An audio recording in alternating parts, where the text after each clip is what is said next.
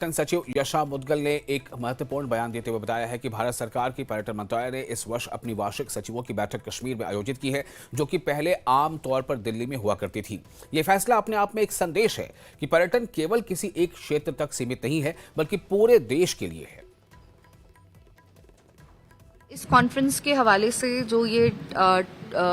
2 day long affair रहता है, इसमें अलग अलग सेशंस होते हैं,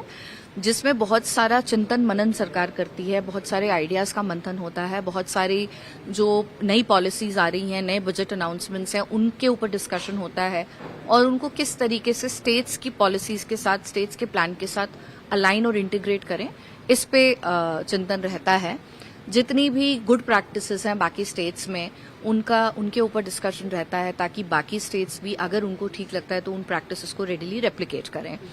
सो इस तरीके से आप कह सकते हैं एक brainstorming session followed by crystallising the ideas, various presentations from experts, from stakeholders, all इसमें पार्टिसिपेट करते हैं। सारी की सारी स्टेट गवर्नमेंट्स और यूटी गवर्नमेंट्स को एमओटी के आइडियाज और विजन तक लेके आना, और